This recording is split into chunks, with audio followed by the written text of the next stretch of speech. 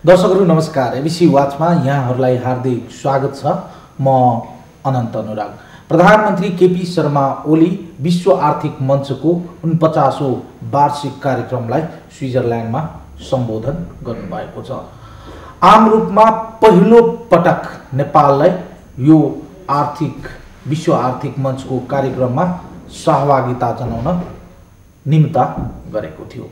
यसको चौतर्फी सकारात्मक र नकारात्मक पक्षका बारेमा टिक्का टिप्पणी जारी रहँदा नेपाल अब आफ्नो कूटनीतिक दायरालाई फराकिलो बनाउँदै लगेको कुराको यो सङ्केतको रूपमा बुझ्न सकिन्छ।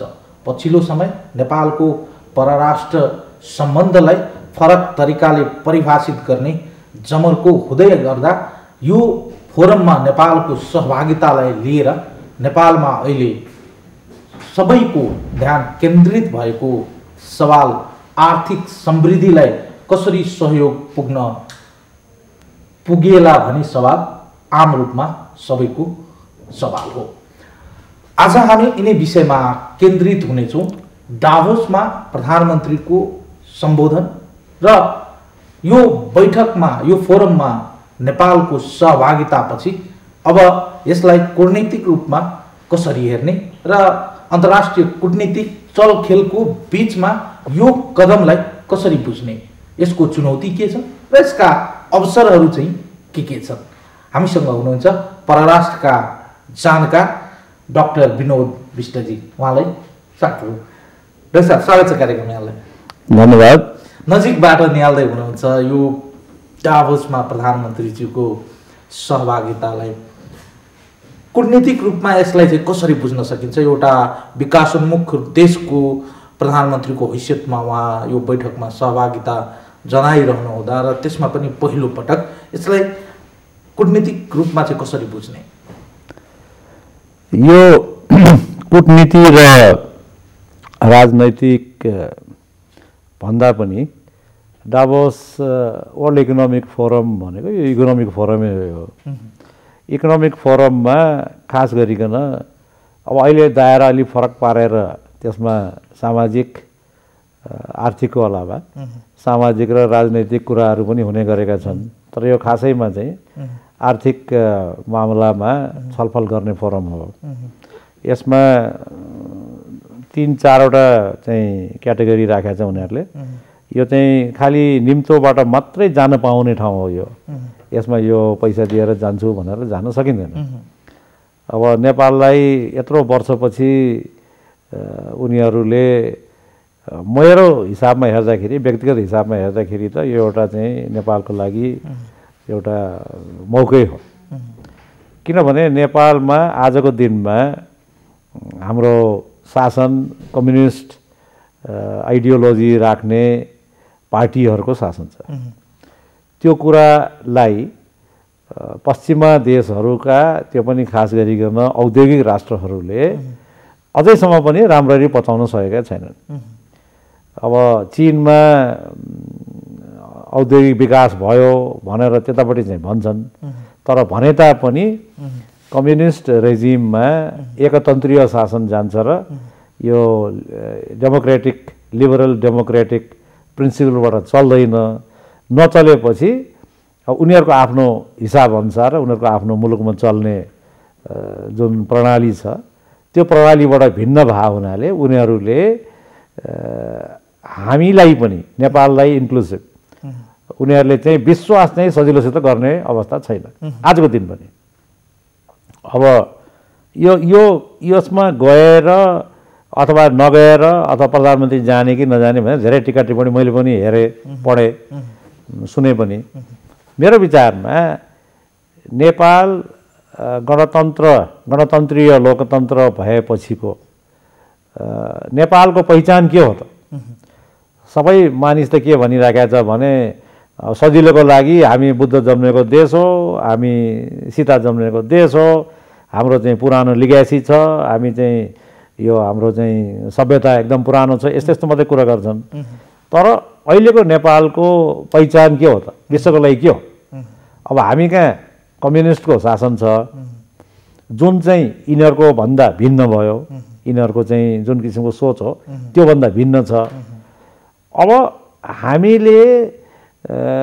हामीले चाहिँ के भने सबभन्दा पहिला त के भने उनीहरूलाई एक किसिमले चाहिँ यो कौतूहल पनि होला, भाइ यो चाहिँ त पुरा एडल्ट फ्रेन्चाइज बकाइदा चाहिँ त्यो इलेक्सन चाहिँ गरेर, जनरल इलेक्सन गरेर हाम्रो चाहिँ जुन संविधान छ त्यो संविधान अनुसारमा बराबरको साझेदारी गरेर भएर आएको बहुमतीय सरकार हो यो। भनेपछि त जुन कम्युनिस्टले टेक ओभर गर्ने या कम्युनिस्टले गर्ने भन्ने त्यो चरित्र त देखिएन। भनेपछि त यो त डेमोक्रेटिक उसमा त स्टेप त चाल्यो यसले पनि उनीहरूको हिसाबले है। अब हामी त भन्छौँ कि भाइ हाम्रो चाहिँ के भने पिपुल्स डेमोक्रेटिक रिपब्लिक भनेको त हामी पनि तिमीहरूभन्दा के कम डेमोक्रेटिक छ भन्छौँ। चिनियाले भन्छ डेमोक्रेसी विथ चाइनिज क्यारेक्टरिस्टिक्स भन्छ। अब सायद हाम्रो पनि डेमोक्रेसी विथ नेप्लिज क्यारेक्टरिस्टिक्स निस्किने हो कि अब मन्थन गर्दा गर्दै पछि गएर त्यस्तो हुनसक्छ। जस्तै डाक्टर साहब आम रूपमा एउटा सिम्पल आम कमन मान्छेले सोच्ने भाषा, कमन मान्छेले चाहिँ यो कुटनीतिक त्यति नजानेको पनि हुनसक्छ, तर एउटा धनी देशहरूको त्यसमा पनि पुँजीवादको चाहिँ पुरै चाहिँ त्यो पुँजीवादमा चलेको देशहरूको एउटा सङ्गठनको रूपमा यसलाई चाहिँ आम रूपमा परिभाषित गर्दै गरेको चाहिँ हामीले बुझ्छौँ। नेपाल दुईटा ठुलो जायन्टको बिचमा रहेको छ र पछिल्लो समय विश्वभरि नै चाहिँ जियो पोलिटिक्स जुन रूपमा चाहिँ परिवर्तनको सिनारियोमा चाहिँ बढेका छन् र कुटनीतिकका विभिन्न दायराहरू पनि सृजना हुँदै गरेका छन्। नेपाललाई चाहिँ यति बेला चाहिँ त्यहाँ बोलाउनु पर्ने बाध्यता थियो ती पुँजीवाद र धनी देशहरूको लागि, वा नेपाललाई रणनीतिक रूपमा चाहिँ प्रयोग गर्नको लागि यसपालि चाहिँ इन्भिटेसन पठाएको? मेरो विचारमा त यो रणनीतिक प्रयोग या रणनीतिक उसमा गर्नको लागि नेपाललाई त्यो पनि एउटा चाहिँ एनजिओ हो नि त। यो वर्ल्ड इकोनोमिक फोरम भनेको त एनजिओ हो, यो नन गभर्मेन्टल अर्गनाइजेसन हो। खालि यसलाई चाहिँ के भने तर के भने सपोर्ट चाहिँ उनीहरूमा हुन्छ, हामी जस्तो त्यस्तो होइन। खास गरिकन मैले पनि हेरेँ त्यो प्रधानमन्त्रीज्यूले भाग लिने भने दुईवटा हो खास गरिकन त्यहाँको चाहिँ प्यानलमा डिस्कसन गर्ने भने एउटा साउथ एसियाको सम्बन्धमा चाहिँ नेपालको के कस्तो रहेको छ, अर्को चाहिँ डेमोक्रेसीमै क्वेसन गर्ने अर्को प्यानलमा उहाँले भाग लिने भनेको छ। अब कुरा के आयो भने साउथ एसियामा नेपाल जस्तो सानो गरिब ल्यान्डलक्ड कन्ट्रीले के कस्तो गर्न सक्छ, जस्तो बिचबिचमा त हामी भन्दै आएका छौँ हामी सार्कलाई पनि एकदम अगाडि बढाउनु पर्छ, बिमस्टेकलाई पनि बढाउनु पर्छ, यसलाई पनि। तर नेपालको आफ्नो हैसियत के हो त? नेपालको आफ्नो हैसियत त केही पनि छैन। न हामी टेक्नोलोजिकली माथि गएका छौँ, न हामीसँग चाहिँ भनौँ न त्यो स्किल्ड म्यान पावर या अलिकति हाई लेभलका ती पनि छैनन् भने अब सिङ्गापुरसँग जोड्ने या अरूसँग जोड्ने हो भने हामीले कसरी कन्ट्रिब्युट गर्न सक्छ सार्कमा? न हाम्रो साइजले दिन्छ, न हाम्रो इकोनोमिक स्ट्रेन्थ छ भने त सार्क भने त एसेन्सियली भारत परस्त हो। आखिर हामी मानौँ या नमानौँ, भारतले चाह्यो भने त्यो अगाडि बढ्ने हो, भारतले चाहेन भने जहाँ त्यहीँ बस्ने हो। त्यसैले त्यो सार्कलाई चाहिँ हामीले चाहिँ गएर पछाडिबाट सपोर्ट गर्ने, तर हामीले इनिसिएटिभ लिएर गर्न सक्ला जस्तो मलाई चाहिँ लाग्दैन।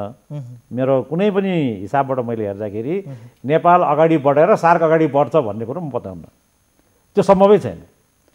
त्यही हिसाबले बिमस्टेक पनि त्यही हो, किनभने ठुला शक्तिशाली राष्ट्रहरूले नै यी जुन रिजनल सङ्गठनहरू जुन छ, रिजनल या सब रिजनल भनौँ, ती सङ्गठनहरूलाई गति दिइराखेका हुन्छन्। तिनीहरूले आफ्नो म्यान पावर, आफ्नो अरू इकोनोमिक फाइनेन्सियल रिसोर्सेस र उसको इन्फ्लुएन्स। अब हामीले इन्फ्लुएन्स कहाँ गर्न सक्छौँ त? त्यसरी नै हेर्ने हो भने नेपाल राष्ट्रले सार्क अथवा बिमस्टेक अथवा त्यो बिएमआइएम त्यसमा हामीले के गर्न सक्छौँ त? त्यो पहिला त आफ्नै मूल्याङ्कन गर्नु पऱ्यो नि त, हामी कहाँ छौँ र हामीले के गर्न सक्छौँ भन्ने कुरा। मलाई जहाँसम्म लाग्छ ठिक छ, पोजिटिभ फ्रेम अफ माइन्ड हामी राख्ने हो र हामीले त्यसमा चाहिँ ल है हामी चाहिँ यो अगाडि बढाउनको लागि हामी जे जति गर्नुपर्छ त्यो हामी तयार छौँ भन्ने हो। तर हामीबाट मात्रै न सार्क अगाडि बढ्छ न बिमस्टेक बढ्दैन। अब दाभोसमा किन त अब उनीहरूलाई त्यो पनि एउटा चाहिँ सोच होला किन अहिले तपाईँले भन्नुभयो कि धनी राष्ट्रहरूको क्लब भन्दा पनि यो के छ भने जस्तो हामी कुरा गर्छौँ कि वर्ल्ड ब्याङ्क आइएमएफका कुरा गर्छौँ वर्ल्ड ब्याङ्क र आइएमएफमा जसको बढी सेयर छ उसको बोलबाला छ जस्तो प्राइभेट कम्पनी जस्तै हाम्रो यहाँ भनौँ न एक किसिमले हेर्ने हो भने निजी कम्पनी जस्तै त हो नि खालि सिवाय त्यो युएनमा युनाइटेड नेसन्समा त्यहाँ पनि खालि जनरल एसेम्ब्लीमा 1 कन्ट्री 1 भोट छ बाँकी सिक्युरिटी काउन्सिलमा पर्मानेन्ट र नन पर्मानेन्टको लफडा छ त्यहाँ त्यो भएपछि त्यहाँ डिसिजन कसले गर्छ त्यही थाहा भयो पछि कन्ट्रिब्युसनको कुरा आयो त्यसैले अमेरिकन अगाडि नबढ्ने ज्यालसम्म कुनै पनि पिस किपिङ मिसन तपाईँले मलाई देखाइदिनुहोस् उसले अगाडि नसर्ने ज्यालसम्म किनभने उसको सबभन्दा लार्जेस्ट कन्ट्रिब्युसन छ त्यसैले पिस किपिङ मिसन यहाँ चाहिँ भयो त्यहाँ चाहिँ भएन त्यहाँ चाहिँ भयो त्यहाँ चाहिँ भएन भने हामी कहिलेकाहीँ सोध्छौँ होला जस्तो त्यो अब त्यो बेलामा त्यो रवान्डामा त्यत्रो मारामारी भयो त्यो 90s अर्ली 90sमा अब सबैले देखिराखेकै हो त्यो मिलियन्स अफ पिपल मारिए थिए हुटु र चाहिँ टुट्सीको बिचमा त्यो झगडा हुँदाखेरि त्यहाँ किन गयो नि त पिस किपिङ मिसन त्यसरी नै हेर्ने हो भने यदि United nations fair impartial just र चाहिँ पुरा ग्लोबल हेरेर बस्ने संस्था हुँदो हो त उसले गर्न सक्थ्यो तर सेक्रेटरी जनरलको हातमा छैन त्यो जस्तै कन्सर्नको हिसाबले हेर्ने हो भने चाहिँ फेरि पनि अघिकै कुरा मैले जोडेँ दुईटा ठुलो जायन्टको बिचमा रहिरहँदा नेपालको चाहिँ भोलिको दिनमा अहिलेको जुन यसले चाहिँ जियो पोलिटिक्स र वैदेशिक सम्बन्धका जुन परिभाषाहरू चाहिँ फेरिँदै गएका छन् र नयाँ तरिकाले सम्बन्धहरू जुन स्थापित र विस्थापित हुने गरेका छन् यस्तो अवस्थामा नेपाल यो एउटा चाहिँ एकदमै क्रोनिक जोनमा र एकदमै इम्पोर्टेन्ट ठाउँमा छ एकदम महत्त्वपूर्ण ठाउँमा छ भनेर बुझाएको विकसित भएको बुझ्न सकिन्छ अब त्यसरी पनि म हेर्दिनँ हेर्नुहोस् यो कस्तो छ भने नेपाल बिचबिचमा यहाँ आइराखेको छ अहिले मेरो विचारमा सरकारी पक्षबाट पनि अरू हाम्रो यहाँको स्कलर्सहरूले पनि के भनिरहेको छ भने नेपाल चाहिँ दुईटा मुलुकसँग मात्रै सीमित रहनु हुँदैन यसले चाहिँ आफ्नो सम्बन्ध विकास गर्नुपर्छ भन्ने कुरा अरू मुलुकहरूसँग पनि त्यतिकै विकास गर्नुपर्छ भन्ने कुरा छ तर नेपालको आफ्नो सर्भाइभलै यही दुईटा मुलुक हो चाहे मानु चाहे नमानु यो दुईटा मुलुकसँग राम्रो सम्बन्ध राखेर र एउटासँग नजिकिने एउटालाई छोड्ने त्यो किसिमको नगरेर बस्न नै नेपालको चाहिँ सर्भाइभल हो त्यो नेपालले जुन दिन चाहिँ एउटा मुलुकलाई छोडिदिन्छ अर्को मुलुकसँग आँगालो मार्छ त्यो दिन भन्ठानु हामी कि अब नेपालको पतन चाहिँ अब अवश्यम्भावी त्यसकारण त्यो नेपालले भारत र चीन दुईटै मुलुकलाई नछोड्न सक्छ न यसरी चाहिँ अँगालो मार्न सक्छ त्यसले दुईटैसँग चाहिँ सम्बन्ध चाहिँ राम्रो कायम राखेर आफ्नो सुरक्षा आफ्नो विकासको हितमा के गर्न मिल्छ भनेर गर्ने हो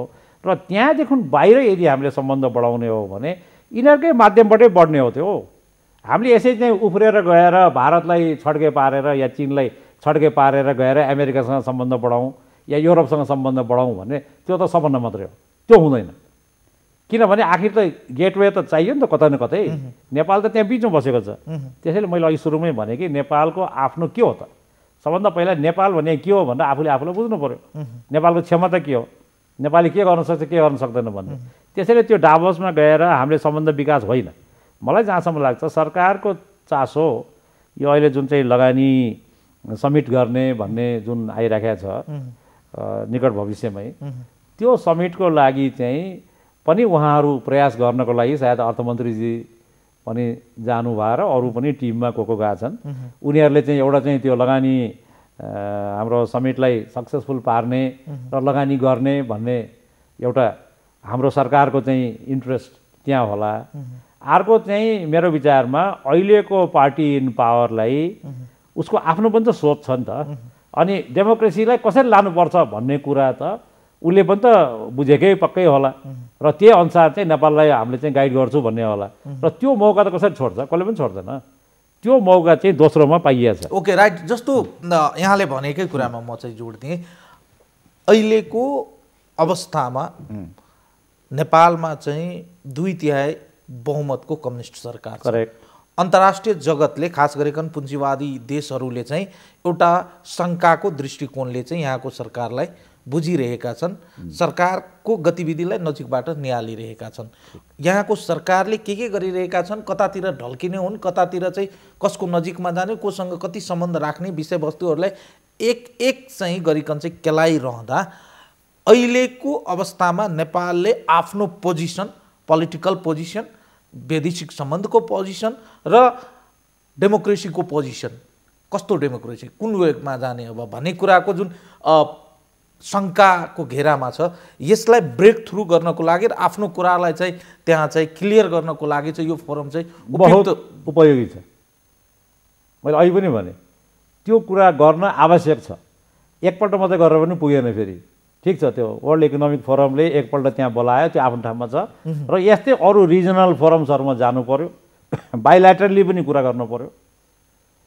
भारत र चीन त अब हामीसँग चाहिँ यति नजिक छन् कि उनीहरूलाई हाम्रो एक कुरा थाहा छ भनौँ न, हामीलाई पनि उनको जति थाहा छ त्योभन्दा धेरै बढी थाहा छ। तर हामीले चाहिँ त्योदेखि बाहिरका अरू मुलुकहरू, आसियानका मुलुक जुन नजिक छन् अथवा चाहिँ सेन्ट्रल एसियाका भनौँ अथवा यतापट्टि चाहिँ अरब उसको भनौँ र त्यो अगाडि गएर इभन त्यो भनौँ न रसियन फेडरेसन, युनाइटेड स्टेट्स, यो युरोपियन युनियन र यतापट्टि चाहिँ त्यो के अरे क्यान्ज भन्छ, क्यानाडा, न्युजिल्यान्ड, अस्ट्रेलिया, यताउता, त्यो सबैसँग मेरो विचारमा हर ठाउँमा हामीले यो कुरालाई अहिले गर्दै जानु आवश्यक छ। यसलाई मानौँ कि प्रधानमन्त्रीजीले आफ्नो एउटा चाहिँ की नोट स्पिच भनौँ, हामी चाहिँ अब यसरी चाहिँ यो डेमोक्रेटिक गभर्नेन्स हाम्रो यो हिसाबले जान्छ भनेर उहाँले त्यहाँ ब्रेक थ्रु गर्ने या त्यहाँ उहाँले बताएर त्यहाँ छलफल गर्नु होला, क्वेसन्स लिनु होला पत्रकारहरूको, यताउता जे छ त्यो गरिसकेपछि पनि यो चाहिँ कन्टिन्युइङ प्रोसेस हुनुपर्छ। र मेरो विचारमा यो उहाँहरूको यो 5 वर्षको जुन टर्म छ त्यसले सायद नपुग्ला। त्यसैले अहिले हामीले चाहिँ एकैपल्ट फरेन डाइरेक्ट इन्भेस्टमेन्ट बाहिरबाट आउला भन्ने सोच्नलाई गाह्रो छ। अहिले हामीसँग फरेन डाइरेक्ट इन्भेस्टमेन्ट कहाँबाट आउँछ भने त्यही चीन हो, त्यही भारत हो। र अब यो फरेन डाइरेक्ट इन्भेस्टमेन्ट भन्दा पनि मैले अहिले हालसालै पढेको थिएँ, एउटा लक्जमबर्ग भन्ने एउटा मुलुक छ, सानो मुलुक, त्यो चाहिँ उसमा पहिला चाहिँ त्यो भन्थ्यो नि, के भन्छ, बेनेलक्स भन्थ्यो के अरे, हो। त्यहाँ त्यो मुलुकलाई आजको दिनसम्म पनि उसले अफिसियल डेभलपमेन्ट एसिस्टेन्स राम्रो पाइरहेको रहेछ। त हाम्रो पनि के हुनुपर्छ, त्यो परराष्ट्र मन्त्रीजीको मैले उसमा पनि हेरेँ, त्यो इन्टरभ्यूको एक्सेप्टमा पनि देखेँ चाहिँ हामीलाई अहिले चाहिए चाहिँ त्यो अफिसियल डेभलपमेन्ट एसिस्टेन्स हो। अब फरेन डाइरेक्ट इन्भेस्टमेन्ट हामीले ल्याउन हामीलाई किन गाह्रो छ भने एकातिर चीन छ, एकातिर भारत छ, हामीसँग त मार्केटै छैन। जे मार्केट छ त्यो नगन्ने जस्तो छ, त्यो क्यापेसिटी नै छैन भने हामी कहाँ फरेन डाइरेक्ट इन्भेस्टमेन्ट आउनको लागि कि त त्यो हामी कहाँ प्रोडक्सन गरेर, अब हामी कहाँ के छ सस्तो भन्दाखेरि अब बिजुलीको कुरा गर्छौँ हामी, होइन, अब बिजुली त जहिले आउला तैले आउला, अहिले त छैन नि। अनि बिजुलीको साथसाथमा हामीलाई चाहिँ ट्रेन्ड म्यान पावर पनि त चाहियो नि त्यसलाई सपोर्ट गर्नलाई।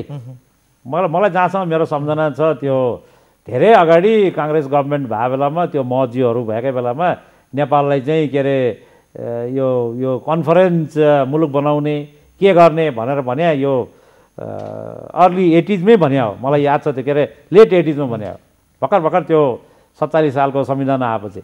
अनि त्यसपछि के भयो त, हामीले के काम गऱ्यौँ त, हामीले कति मान्छे तयार गऱ्यौँ, के एक्सपर्टिज हामीले गेन गऱ्यौँ। कन्डिसन त त्यही छ त, फेरि हजुर कन्डिसन त सेम एज इट इज छन्, गरेन नि त। अब त्यो यस्तो छ क्या, दुईवटा कुरा छ, एउटा एनेबलिङ एन्भाइरोमेन्ट चाहिँ सरकारको काम त्यो वातावरण तयार गरिदिने हो, सरकारले बसेर गर्नु त होइन। अनि जुन प्राइभेट सेक्टर, जुन निजी क्षेत्र भनेको छ, निजी क्षेत्र अगाडि सर्ने हो। अब अहिले जुन पब्लिक प्राइभेट पार्टनरसिप भनेर हामी धेरै कुरा गरिरहन्छौँ नि, कुरा त धेरै हामी गर्छौँ, तर त्यो कुरा चाहिँ एउटा त सरकारले पनि राम्रोसित देखाउन नसके अघि प्राइभेट सेक्टरलाई, र प्राइभेट सेक्टर पनि के भयो भन्दाखेरि फेरि हेर्नुहोस्, फेरि अर्को यहाँ करप्सनको कुरा आउँछ, यताउता गऱ्यो करप्सनको कुरा आउँछ। अब सरकारले अनुदान दिने, सरकारले इन्सेन्टिभ दिने भने त्यही ट्याक्स एक्जम्सन दिने, यता दिने उता दिने, यस्तै कुरा त हो नि। तर त्यो दिँदाखेरि उसले त्यो हिसाबले हेरिदिनु पऱ्यो नि त, कुन ठाउँमा चाहिँ कुन काम गर्नेलाई कति दिने, के गर्ने भन्ने त्यो आकलन त गर्नु पऱ्यो नि त। अनि त्यसमा चाहिँ अब के ट्रेन गर्ने, जस्तो इभन मलाई याद छ, म पहिला सुरुमा जागिर खाने बेलामा पनि हामी कहाँ योजना आयोग भन्ने थियो, त्यति बेला पनि थियो, अहिले पनि छ। योजना आएको काम एउटा काम के हुन्थ्यो भने म्यान पावर डेभलपमेन्ट भनेर बाहिर पठाउने। अब बाहिर पठाउँदाखेरि कुन सेक्टरमा मान्छे आवश्यक छ भन्ने त उनीहरूसँग लेखाजोखा भएर त्यस अनुसार मान्छे पठाउने हो नि त स्टुडेन्टलाई पढ्नलाई, अथवा चाहिँ कोही म्यान पावर तयार गर्ने मुलुकको लागि आवश्यकताको आधारमा पठाउनु पर्ने हो, त्यसै त पठाइएन। अब यहाँ कृषिको चाहिँ पर्सपेक्टिभ प्लान 20 yearsको चाहिँ एग्रिकल्चरल पर्सपेक्टिभ प्लान भनेर खडा गर्यो, भएको मान्छे जम्मै निकालिदियो, त्यहाँ चाहिँ के अरे अस्थायी सस्थायी के थिए अरे त्यो चाहिँ थुप्रै निकालिदियो अब नयाँ मान्छे तयार छैन। जस्तै यहाँले भन्नुभएको कुरा एकदमै सटिक लाग्यो। हामी दुईटा जायन्ट्सको बिचमा रहिरहँदा हाम्रो चाहिँ कूटनीतिक र विदेश नीति कस्तो देखियो भने कहिले चाहिँ चीनतिर अलिकति बढी लोयल भएपछि चीनसँग अलिकति सम्बन्ध विस्तार हुँदै गर्दा चाहिँ भारत रिसाउने, भारततिर चाहिँ सम्बन्ध अलिकति राम्रो सुदृढ हुँदै जाँदा चाहिँ चीनले चाहिँ उतातिर पो ढल्कियो कि भन्ने चाहिँ एकदमै शङ्काको घेरामा चाहिँ हाम्रो कूटनीतिक र हामी माथि चाहिँ आरोप लाग्ने गरेका छन्। हामी चाहिँ यसको भुक्तभोगी छौँ भन्ने कुरा यहाँले पनि बुझ्नु भएको छ। पछिल्लो समय परराष्ट्र मन्त्रीज्यू चाहिँ अमेरिका पनि जानुभयो र इन्डो पेसिफिक चाहिँ एउटा चाहिँ त्यो मिटिङमा पनि सहभागिता जनाउनु भयो। त्यसमा पनि नेपालमा चाहिँ ग्रान्टका कुराहरूमा पनि अमेरिकी गभर्मेन्टले चाहिँ फरक तरिकाले ट्रिट गर्ने र कतिपय न्युजहरू पनि आए। र अहिले हामी चाहिँ विश्व आर्थिक मञ्चमा छौँ होइन। यसबाट फेरि कतै न कतै यो शङ्का चाहिँ अझै बढेर जाने, यो दुईटा जुन हाम्रो नजिकका मित्र छन् यिनीहरूभित्र चाहिँ फेरि एक किसिमको खुलदुरी र उथल पुथल हुने अवस्था नहोला भन्न सकिन्छ? आउँदैन त्यो त्यो त्यो न भारतले त्यसरी सोध्छ न चीनले सोध्ने। हाम्रै यहाँका सो कल्ड इन्टेलेक्चुअल्सहरूले मात्रै त्यस्तो कुरो गर्छ अथवा अपोजिसन पार्टीले मात्रै त्यस्तो कुरो गर्छ। यसमा यो ढल्किने र नढल्किने भन्ने कुरा के आउँछ भने यो अहिले यो इन्डो पेसिफिक रणनीतिक जुन कुरा गर्नुभयो तपाईँले फ्रेमवर्क, त्यो फ्रेमवर्कमा अब परराष्ट्र मन्त्रीजीले त क्लियरली भन्नुभएको छ अब होइन म मन्त्रीलाई पत्ताउन भन्ने हो भने त अब अर्कै कुरा हो, म सरकारलाई पत्ताउनु भन्यो भने त आफ्नो घरको फेरि आफ्नै बनाउनु, त्यो लेभलको अविश्वास पनि नगरौँ, त्यो नगरौँ होइन। अब उहाँले के भन्नुभएको छ त्यो एजेन्डामा पनि थिएन, हामी छलफल पनि गरेन, सिद्धियो। त फेरि नेपालको चाहिँ अवस्था के छ भनेर अघि पनि भने मैले, सर्भाइभलको लागि नेपालले कुनै पनि एउटा राष्ट्रसँग एउटा त त्यो सिक्युरिटी अम्ब्रेलामा हामी जानु पनि सक्दैन, त्यसैले पनि सायद अस्तिको पल्ट विड्र गरे होला के गरे होला होइन। र अर्को कुरा के भने हामीलाई जब दुईटै मित्र राष्ट्र त्यत्तिकै चाहिन्छ हाम्रो विकासको लागि र अहिले दुईटै मित्र राष्ट्रहरू बढिरहेका छ भने हामी त्यसको लागि गर्ने त्यो आफ्नो ठाउँमा छ।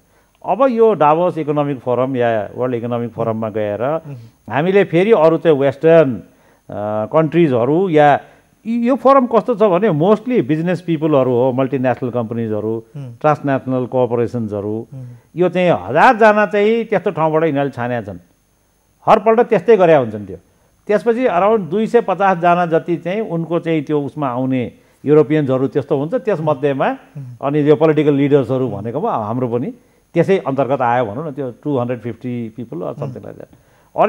अनि अरू फेरि त्यो त्यसका प्रोफेसनल्सहरू छन्, यता छन् उता छन्, त्यो गरेर यो टोटल अहिले 3000 जति मान्छे भन्छ, टोटल चाहिँ 3000 को भन्छ।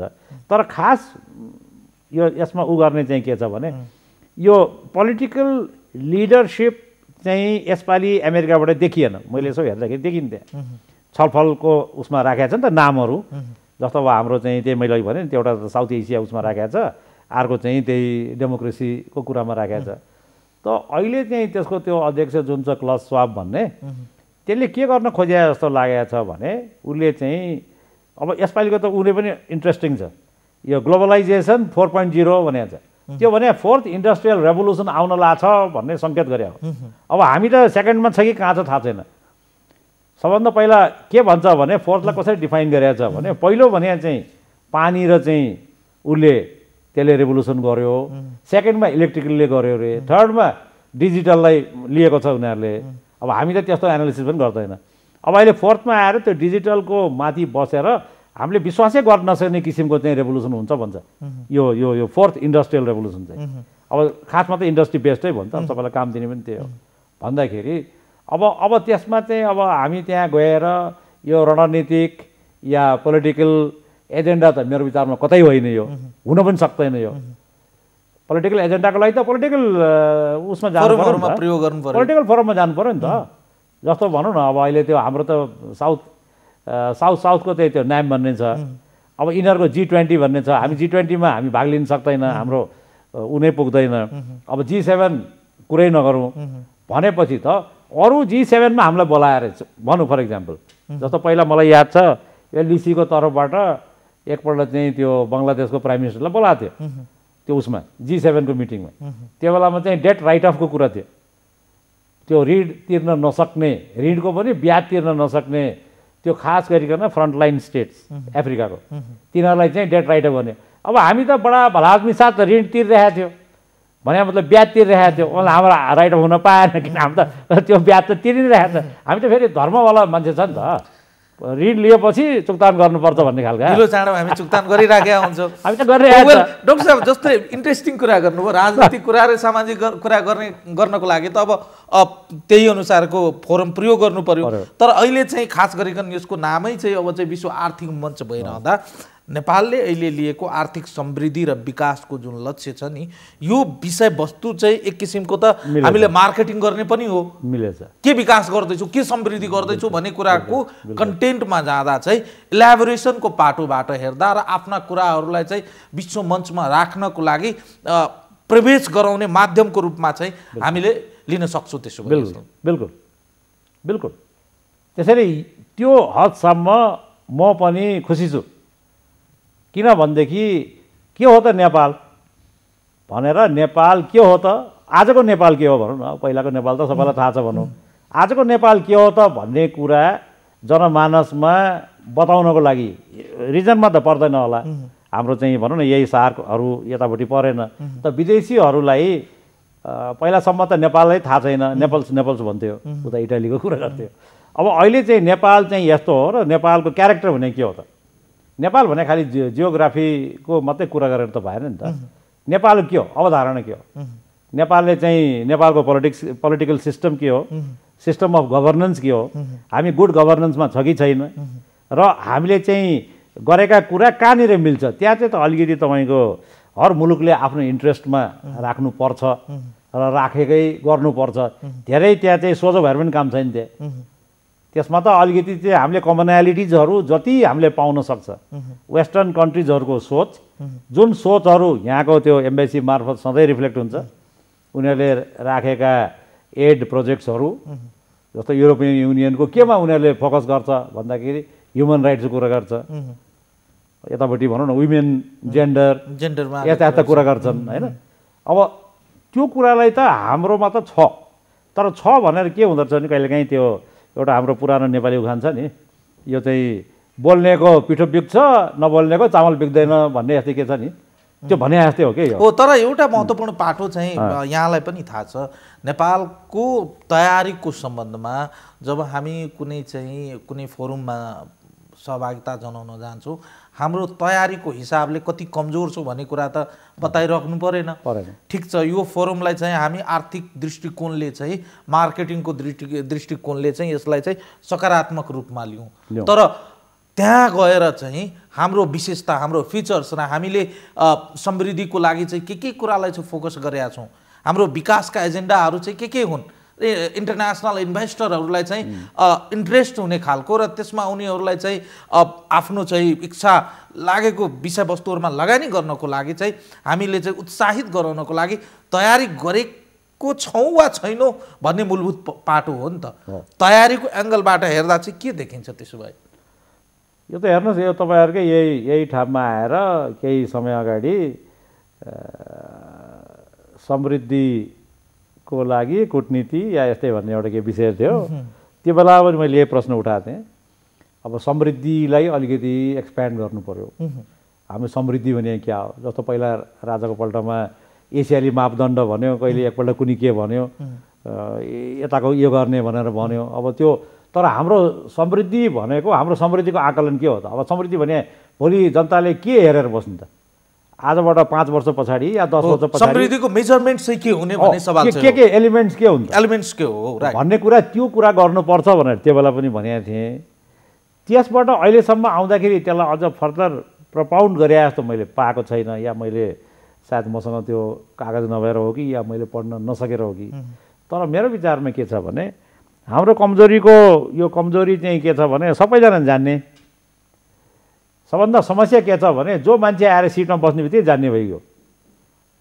कहिलेकाहीँ मलाई आश्चर्य लाग्छ के भर्खर पढेर आएछ, पढेर आउने बित्तिकै चाहिँ ऊ चाहिँ यसरी पोलिटिकल एक्सपर्ट, ए बाबा पिएचडी त सबले गर्छ, पिएचडी गर्दा पनि एक्सपर्ट भइगयो अथवा त्यो पोजिसनमा बस्यो, हुँदा यहाँ कतिसम्म भयो भन्ने नाम नलिकन अर्थमन्त्री एकपल्ट हुनुभयो भने उहाँ फाइनेन्सियल एक्सपर्ट भइदियो, ल अब हुन्छ होइन खै संसारमा त्यस्तो हुन्छ होइन तपाईँले पनि बुझ्नु भएको मैले कसलाई भने भनेर है नाम नलिउँ किन नाम नलिकन तर के भने हाम्रो यहाँ चाहिँ अलिकति चाहिँ के छ भने आफूलाई चाहिँ ज्यादै अप गर्ने अरूलाई अन्डरमाइन गर्ने त्यो जुन एटिच्युड छ नि त्यो एटिच्युडलाई त हामीले चेन्ज गर्न जरुरी छ नयाँ नेपालमा त अझै जरुरी छ त्यो गर्नलाई र उहाँहरूको अब तर यो डाभोस इकोनोमिक फोरम या वर्ल्ड इकोनोमिक फोरममा सायद उहाँहरूले जस्तो भनौँ न लगानी फोरममा उहाँहरूले आफैले एजेन्डा बनाएको टाइम तोकेको हुनाले उहाँसँग पर्याप्त समय हुन्छ तर यसमा सायद त्यति समय थिएन कि भन्ने मेरो सोच छ क्या किन भन्दाखेरि अहिले चाहिँ उहाँ अस्ति चाहिँ त्यो अर्थमन्त्रीजीको पनि फेरि एउटा कथा पढेँ मैले पढ्दाखेरि चाहिँ उहाँको नाम चाहिँ त्यहाँ चाहिँ ढिलो कुनी के भन्ने कुरा आयो क्या परराष्ट्र मन्त्री र उसको चाहिँ त त्यो परराष्ट्र मन्त्रीको पनि देखियो प्रधानमन्त्री र परराष्ट्र मन्त्री अनि अर्थमन्त्रीको चाहिँ त्यहाँ नाम नआएर त्यो कोसिस गर्दैछ अथवा के गर्दैछ भन्ने कतैतिर पढेँ मैले तर यो यसमा चाहिँ सायद उहाँहरूले धेरै समय पाएन होला लेस देन अ मन्थ होला जस्तो लाग्छ है मलाई त त्यति बिचमा भन्दा पनि यो गौण कुरा हो उहाँहरू त अब यो सरकारको सुरुवातदेखि नै समृद्धिको कुरा गरिराखेको हो नि त प्रधानमन्त्रीजीले भनेपछि त अहिलेसम्म त कुनै एउटा यस्तो छ हेर्नुहोस् मलाई अलिकति अचम्म लाग्ने के भने युरोपियन युनियन बन्ने बेलामा त्यहाँ सयौँ थिङ्क ट्याङ्क खडा भए सयौँ जसले चाहिँ विभिन्न एस्पेक्टलाई हेरे केलाएर हेरे युरोपियन युनियन अब कसरी त्यो युनियन बन्दाखेरि के अप्ठ्यारो आउँछ त्यसलाई कसरी समाधान गर्ने के गर्ने भने अब हाम्रो यत्रो ट्रान्सफर्मेसन भएको छ त्यो चाहिँ युनिटरी स्टेटबाट चाहिँ फेडरल स्टेट भएको छ भन्छौँ हामी अब त्यो प्रब्लम हुन्छ भनेर त पहिला सबैलाई थाहा छ यो कर्मचारीहरूको चाहिँ प्लेसमेन्टदेखि लिएर सबै कुरा थाहा छ भनेपछि त हामी कहाँ त्यो विषयमा इन्डिपेन्डेन्टली काम गरिदिएर सही कुरा बाहिर आउने भन्ने खोइ जस्तो आजको दिनमा मलाई दुःख लागेको के छ भने तपाईँसँग कुरा गरेर ल आज आउने भनेपछि मैले आजको अखबार हेरेँ अनेस्टली भने अखबारमा एउटा अखबार बाहेक कुनै अखबारमा चर्चै छैन यो अहिले प्रधानमन्त्री गएको त्यो इकोनोमिक फोरमको यो कस्तो नेपाल त यो हामी सुतिराखेको छ अथवा हाम्रो प्राथमिकतामा छ कि छैन भन्ने कुरा नै ओझेलमा छ एक्ज्याक्टली होइन अब यो कुरा यस्तो छ तपाईँ प्रधानमन्त्रीको स्टेपबाट या सरकारको उसँग सहमत नहुनुहोस् त्यो तपाईँलाई छुट छ एज एन इन्डिपेन्डेन्ट पर्सन होइन सिटिजन त्यो अर्कै कुरा हो तर यो चर्चाको विषय हो कि होइन त किनभने नेपालको इमेज या नेपालको उ गर्न भनेर उहाँ जानुभएको छ भने यतिका सब पत्रिकाहरू मैले कमसेकम 15वटा जति हेरेँ है 15वटा पत्रिका हेर्दाखेरि एउटा बाहेक अरूमा यसको केही पनि छैन गोर्खापत्रमा छ त्यो पनि गोर्खापत्रमा चाहिँ सरकारी होला गोर्खापत्रमा एउटाले लेखेको छ विनोद नेपाली के भनेर लेखेको छ त्यो बारेमा उसले चाहिँ एउटा न्यारेटिभ दिएको छ यो बारेमा के हो कसो भनेर पुरा दिएको छ उसले तर यो बारेमा चर्चा परिचर्चा खोइ त लेखकहरूले पनि लेखेको देखिनँ मैले या जुन बराबर कलम लेखिरहन्छन् भने त ठिक छ यो चिज जुन भइराखेको छ त्यो चिजको बारेमा के त नेपाली जनतालाई चाहिँ के यसको बारेमा केही पनि नबताउने त्यो त भएन नि भनेपछि के छ भने हाम्रो समाज जुन छ एक्ज्याक्टली यहाँले भनेको कुरामा चाहिँ के देखिन्छ भने प्रधानमन्त्रीज्यू एउटा इन्डिभिजुअल भएर त पक्कै जानु भएको होइन स्टेटको रिप्रेजेन्ट गरेर जानु भएको छ र हाम्रो देशको प्रधानमन्त्री हुनुहुन्छ कार्यकारी प्रमुख हुनुहुन्छ अनि त्यहाँ चाहिँ उहाँ चाहिँ रहरले चिया खान जानु पनि भएको होइन त्यहाँ त पक्कै पनि केही मेसेज लिएर जानु भएको छ हुन सक्छ तयारीको हिसाबले 80-90-100 को कुरा त होला नि 19-20 को कुरा त होला नि केही न केही कुरा त पक्कै पनि उहाँले डेलिभरी गर्नुहुन्छ त्यहाँ उहाँले दिने स्पिच पछि त पक्कै पनि उहाँमाथि चाहिँ त्यहाँ चाहिँ क्वेसनहरु होला तपाई क्लियर गर्नुस् यो कुराहरुलाई कसरी भने तर आम रूपमा चाहिँ इन्ट्रेस्टको हिसाबले त्यसले प्राथमिकताको हिसाबले कुन लेभलमा हामी प्राथमिकता कुन विषयवस्तुलाई दिने र कुन विषयवस्तुहरुमा थिंक ट्याङ्कले चाहिँ त्यसलाई चाहिँ क्याटेगोरिकली चाहिँ कन्टेन्टमा चाहिँ गएर चाहिँ सल्लाह दिने चाहे लेख मार्फत होस् वा चाहे आफ्नो भनाइ मार्फत होस् वा डाइरेक्ट भेटेर होस् वा इन्डाइरेक्ट भेटेर होस् कतिपय कुराहरुमा त देखिन्छ हाम्रा स्टेटमा चाहिँ नेतृत्व गरिरहनु भएका नेताहरुलाई फुर्सद पनि नहुन सक्ला हैन उहाँको मेकानिजमहरु चाहिँ सक्रिय भएर चाहिँ सल्लाह लिने एउटा वातावरण बनाउने कुरा पनि होला तर आम रूपमा जुन अहिलेको सबैभन्दा जल्दो विषय जुन छ नि साच्चीकै यो प्लेटफर्मलाई प्रयोग गर्ने हो भने आउँदो चैतमा जुन हामीले अन्तर्राष्ट्रिय लगानी सम्मेलन गर्दैछौं यो सम्मेलनको लागि एउटा चाहिँ कोसे ढुङ्गाको रूपमा यो अहिलेको सहभागितालाई प्रयोग गर्न सकिने पर्याप्त चाहिँ यो एउटा फोरम हो भनेर चाहिँ हामी बुझ्न सक्छौँ। त्यसो भए यो अलिकति अप्ठ्यारो छ तपाईँको प्रश्न। त्यसको लागि यो कसै ढुङ्गा भनेर चाहिँ म भन्दिनँ त्यसरी। तर के भने यो सुरुवात पार्सली उत्तर दिनुभएको छ हजुरले। फेरि हाम्रो कहाँ आउने लगानीकर्ता भने फेरि चीनकै हुन्छ, इन्डियाकै हुन्छ, यहीँबाट हुन्छ। तर अहिले त हामी 7 समुद्र पारी पुगेका छौँ र अपेक्षा गर्दैछौँ आर्थिक समृद्धि र विकासमा चाहिँ हाम्रो पार्टनर चाहिँ तपाईँहरू चाहिँ त्यहाँबाट पनि भइदिनुहोस्। कुन लेभलमा आउने भन्ने कुरा फेरि हामीमै डिपेन्ड गर्छ, हाम्रो तयारी कुन लेभलको छ र हामी कति कन्भिन्स गरेका छौँ भन्ने कुरा। होइन, त्यो ठिक छ। तर के छ भने लगानी भनेको जुन यहाँ अहिले हाम्रो चाहिँ आर्थिक कूटनीति भनेर जुन इकोनोमिक डिप्लोमेसी भनेर बडा जोड छ। तर त्यस मिसनोमर जस्तो लाग्छ क्या मलाई चाहिँ। किनभने त्यो कुनै पनि देशमा लगानी भने ओभरनाइटमा हुने कुरा होइन के। जस्तो तपाईसँग मैले के भने मेरो बडा राम्रो प्रोजेक्ट छ, तपाईँ भनौँ लगानीकर्ता अरे, यहीँकै अरे, लोकल रे, ल भनेर तपाईँले त मलाई यसमा हालिदिनुहोस् न ल भनेर मैले आज भनेर तपाईँले हाल्दैन हो।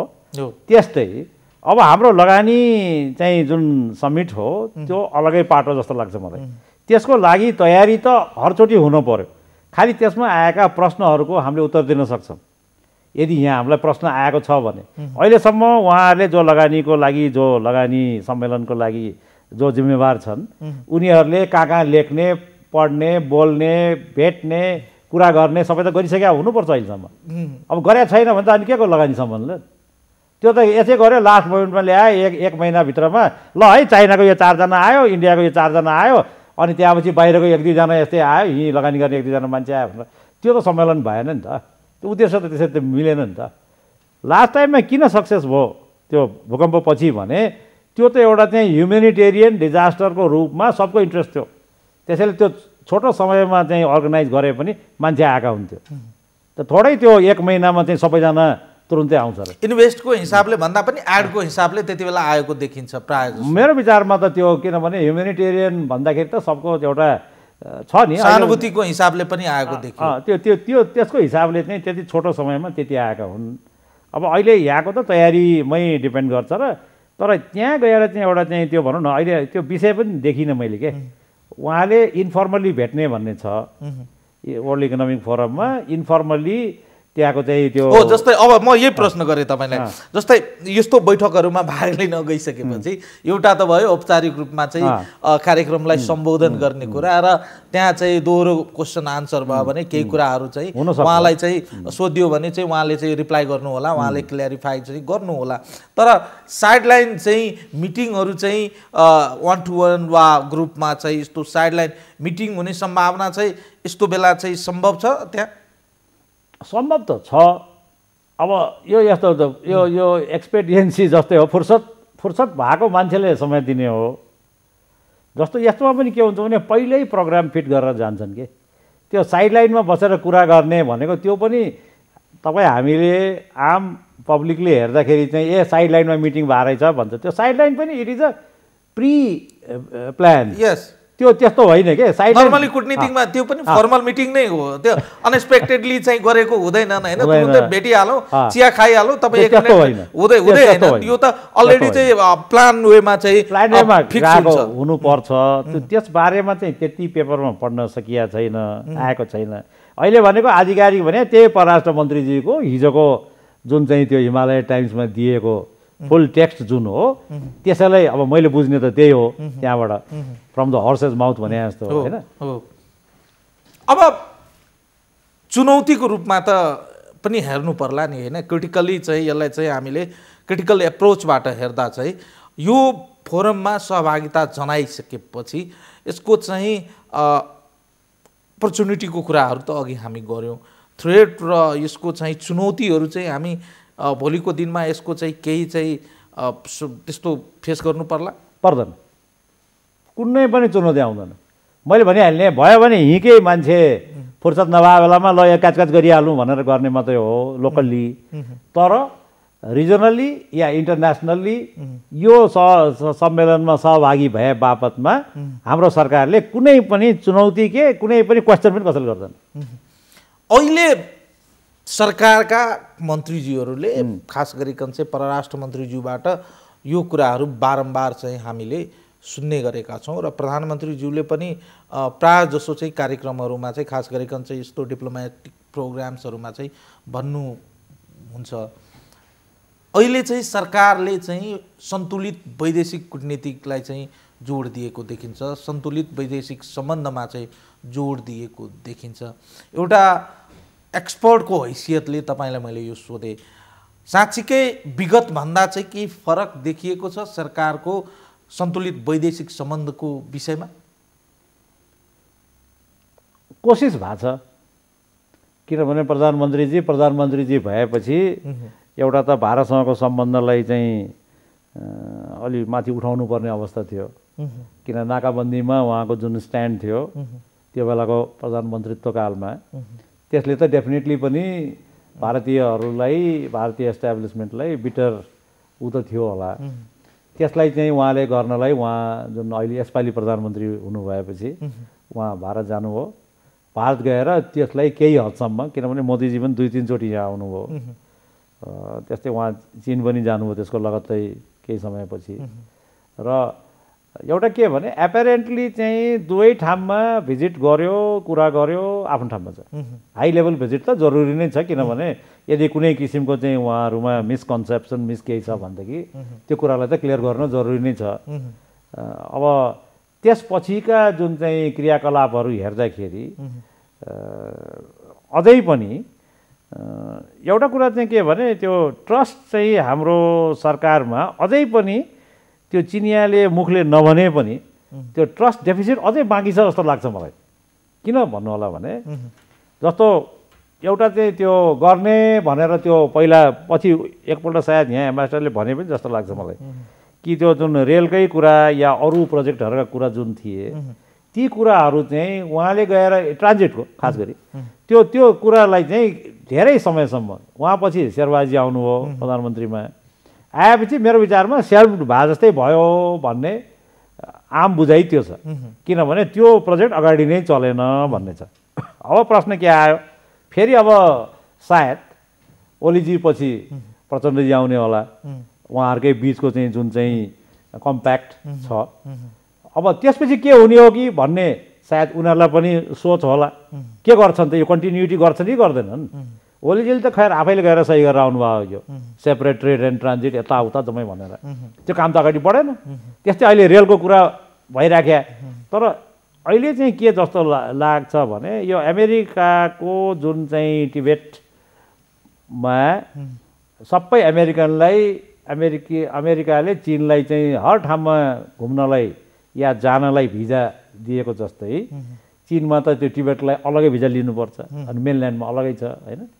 अब त्यो चाहिँ यदि चाहिँ अमेरिकनले त्यो जान पाएन भने उसले पनि चिनियाहरूलाई उहाँ जानलाई बन्द गर्छु भने, हेर्नुहोस् है, अब चीनको लागि टिबेट त ज्यान प्राण छ, सबैले बुझिरहेको छ त्यो।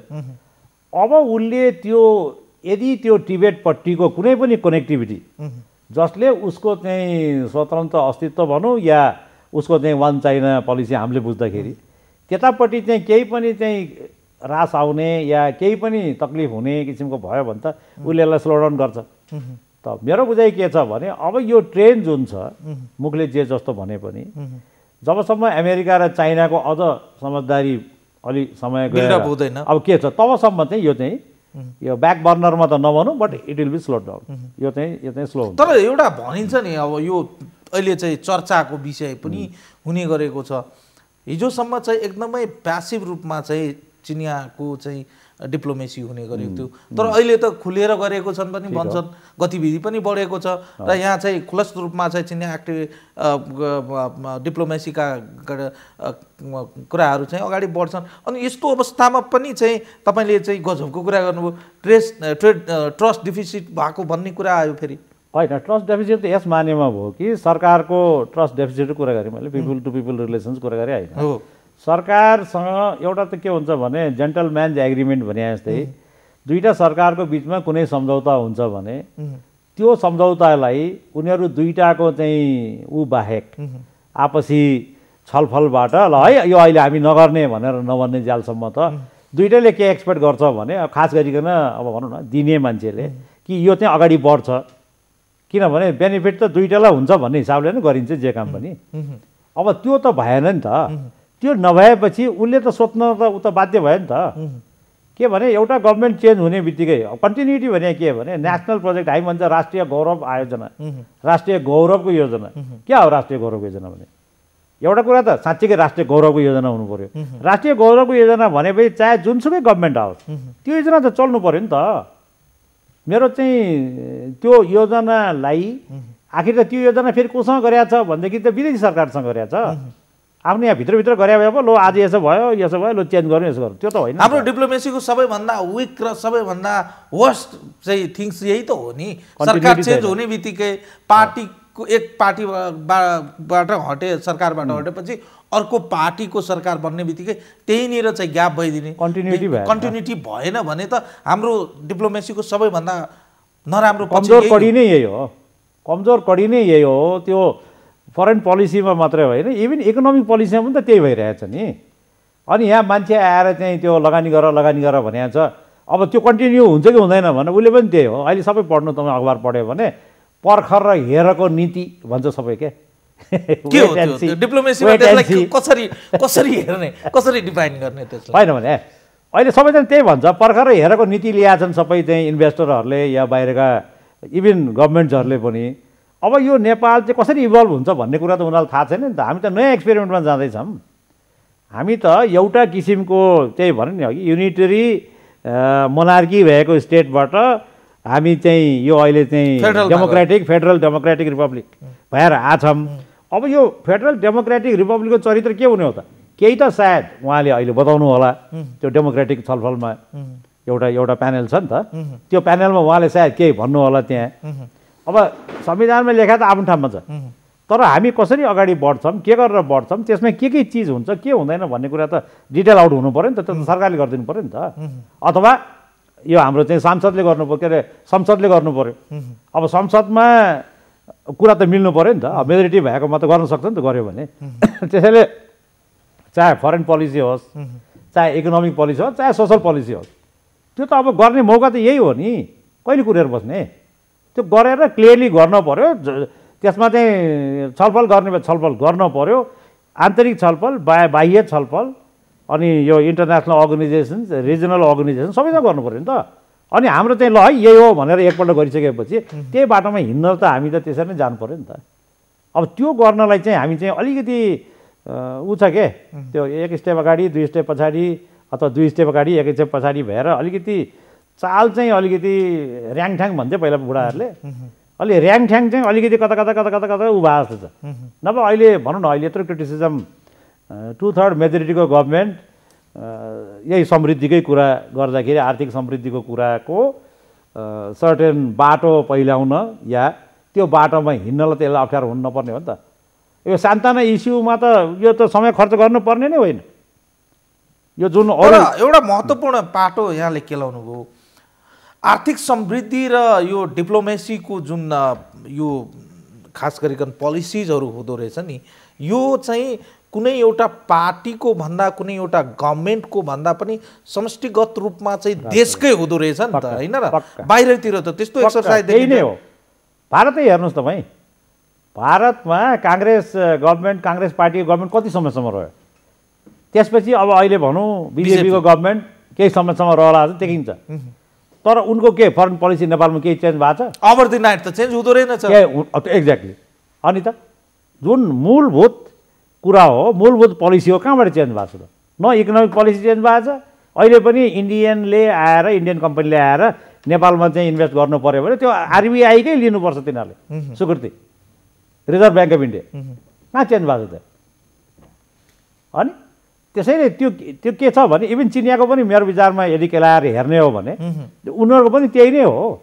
त्यो गभर्मेन्ट चेन्ज हुँदैमा खालि के भने एउटा चाहिँ तपाईँको प्रायोरिटी केमा जान्छ भन्ने त्यो फरक हो। जस्तो अहिले हामीले आर्थिक कूटनीति भनेर कुरा गरिरहेछ, किनभने सबैजना ट्रेड इन्भेस्टमेन्ट भनेर कराइरहेछ। अब अहिले चाहिँ त्यो लडाइँकै अवस्था चाहिँ धेरै कम भएको हुनाले, अब चाहे युनाइटेड नेसन्सको कारण होस्, चाहे अलिकति मेच्योर भयो होला नि स्टेट्सहरू भएको कारणले त्यो नभए पनि अब हामी त अहिले चाहिँ जसरी भए पनि देशलाई चाहिँ समृद्ध बनाउनु पर्यो। किन समृद्ध बनाउनु पर्यो भन्यो भने त्यो प्रब्लम त्यो देशलाई मात्रै होइन, उसको बगलको मुलुकलाई पनि हो। हामीहरू जम्मै चाहिँ कामै भनौँ न, कामै नभएर केही पनि नभएर भयो भने त कहाँ जान्छ त? जुन जुन बोर्डरको नजिक नै छ ती छिर्ने त हो नि। खान नपाएपछि कहाँ जान्छ त हामी? छिमेका कहाँ जाने हो? अन्त प्रब्लम त उनीहरूलाई पनि हुन्छ नि, होइन? त्यस कारण चाहिँ अहिले सबैलाई समृद्ध बनाइदियो भने अर्को पनि हो। सिक्युरिटीको कुरामा पनि के छ भने नेपाल समृद्ध भयो भने नेपालको सिक्युरिटी पनि त बेटर हुन्छ नि त। किनभनेदेखि त्यो फ्याक्सन्सहरू ग्रुप्सहरू जुन अपरेट गर्छ त्यो धेरै कम भएर जान्छ, किनभने सबैले खान लाउन पायो भने त। हामी अन्त्यतिर आइपुगेका छौँ, तर सोध्न मन लागेको तपाईँसँग यो बसाइमा, नेपालको डिप्लोमेसी चाहिँ पोलिसी गाइडेड भएन भनेर बारम्बार चाहिँ यो प्रश्नहरू चाहिँ विभिन्न फोरमहरूमा उठ्ने गरेका छन्। खालि यो नेपालको डिप्लोमेसी पर्सन गाइडेड भयो भनिरहँदा अब चाहिँ नेपालको डिप्लोमेसीलाई चाहिँ पोलिसिज गाइडेड चाहिँ कसरी बनाउने सवालमा चाहिँ कसरी अगाडि बढ्नु पर्ला हो? यस्तो डिप्लोमेसी भने के भने तपाईँको बिँड हो, ताप्केको हामी कुरा गर्छौँ नि, ताप्केर बिँड भन्छौँ नि। फरेन पोलिसी भने ताप्के हो, यो डिप्लोमेसी भने बिँड हो। डिप्लोमेसी चाहिँ फरेन पोलिसी अन्तर्गतको एउटा मेजर कम्पोनेन्ट हो, तर फरेन पोलिसी सेपरेट होइन। त फरेन पोलिसीलाई त्यो के अरे फरेन पोलिसीको माध्यमबाट डिप्लोमेसीलाई कसरी युज गर्ने भन्ने कुरा फरेन पोलिसीले गाइड गर्छ। राइट। अब यहाँ हाम्रो के छ भने मलाई मेरो जति पुरानो अनुभव है, अब अहिले ओभरनाइटै चेन्ज र ट्रान्सफर्म भयो म जान्दिनँ, तर के छ भने हाम्रो यहाँको संयन्त्र, केन्द्रको संयन्त्र बडा कमजोर छ। अब यहाँसम्म कि मैले त नामै दिएको थिएँ कि हाम्रो राजदूत महोदयहरू या महोदयाहरू जो हुनुहुन्छ उहाँहरू चाहिँ एक किसिमले चाहिँ मोबाइल डिसिजन मेकर्स जस्तो हो। कहिलेकाहीँ मैले यो पनि देखेँ कि यहाँ अब त्यो त्यहाँ बसेको मान्छेलाई अथोरिटी नभएर हो कि अथवा गर्न नसकेर हो, जस्तो त्यो युनाइटेड नेसन्सको मेरो त्यो कुरा गर्ने हो भने अब त्यहाँ राति हुँदाखेरि यहाँ बिहान हुने भयो, होइन? यहाँ अब त्यहाँबाट फोन यहाँ आउने सचिव कहाँ, परराष्ट्र सचिव कहाँ आएर सचिवजी यसमा यस्तो चाहिँ के गर्ने? अब त्यो सचिव राति सुतिराखेको छ कि के गरिराखेको छ कि उही जानुहोस् उसको घरमा, त्यो पनि जाडो महिना। अब उसले के भने त्यसको आधारमा हामीले भोट गर्ने मिल्छ। त्यस कारण के छ भने यहाँको संयन्त्र, अब जस्तो भारततिरको मैले देखाएको छु, भारततिर के छ भने हर चिजमा डिटेल उसको त्यो आउँछ एक्सप्लेनेसन मन्त्रालयबाट। अब हामी कहाँ पनि त मन्त्रालयमा भाइ 2 जना मान्छे पुग्यो, 2 जना मान्छे राख नि त, के ठुलो कुरा हो त्यो। तर के भने जुन त्यसको गाइडेन्स हो, डाइरेक्टिभ्स हो, ऊ हो। किनभने यहाँ केन्द्रमा भएको मान्छेले बढी बुझ्या भन्ठानु हामी, किनभने त्यहाँ त पोलिटिकल एपोइन्टमेन्ट पनि त छ नि, एम्बेसडर्सहरू भएर जाने भने डिप्लोमेसी भने के त। अब त्यो इकोनोमिक डिप्लोमेसीको नाममा गएर हामीले के त्यो व्यापारमा लाग्या मान्छेहरूलाई ल्याएर एयरपोर्टबाट एम्बेसी ल्याउने, एम्बेसीबाट एयरपोर्ट लाने हो र? होइन नि त। उनीहरूलाई त्यो एउटा चाहिँ त्यहाँबाट चाहिँ उनीहरू जो जो त्यो सिरियसली व्यापारमा लाग्न सक्ने मान्छेको लागि एउटा वातावरण बनाइदिनु त हो नि, त्यति हो। अब यो लेबरको पनि त्यस्तै हेर्नुहोस्, अहिले तपाईँ हेर्नुभयो भने अब सबै इन्डिपेन्डेन्ट बनाइदियो।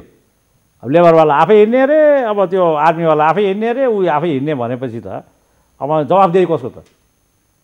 जवाफदेहिता त हुनु पर्यो नि। राइट। भनेपछि अहिलेको यो सहभागितालाई हामीले चाहिँ एउटा मोस्ट चाहिँ अपर्च्युनिटीको रूपमा र आफूलाई आफ्नै बारेमा चाहिँ प्रचार गर्ने अवसरको रूपमा हामीले बुझ्दा चाहिँ सबैभन्दा उत्तम हुन्छ। प्रचार चाहिँ नभन्नुहोस्, अर्थाउने भन्नुहोस्। प्रचार भने त फेरि प्रोपोगन्डा भन्छ। प्रोपोगन्डा हो, होइन? हामी आफ्नै बारेमा चाहिँ एकदमै रहेका कन्फ्युजनहरूलाई चाहिँ वर्ड फोरममा चाहिँ क्लियर गर्नेछौँ र तत्कालको लागि चाहिँ यो हाम्रो लागि चाहिँ उपलब्धि हुन्छ। यसको चाहिँ इम्प्याक्ट चाहिँ भोलिका दिनमा चाहिँ हेर्दै जाउँला, होइन? यसले चाहिँ ल्याउने चाहिँ रिजल्टहरू चाहिँ के हुन्छन् भन्ने कुरा चाहिँ वेट एन्ड सीकै कुरा हो। हस् त, धन्यवाद डाक्टर साहब समय र संवादको लागि। ल धन्यवाद, मलाई बोलाइदिनु भयो। दर्शकहरू, आजको लागि यो संवाद यति नै। सम्पूर्ण युनिटलाई मैले पनि बिदा दिनुहोस्। नमस्कार।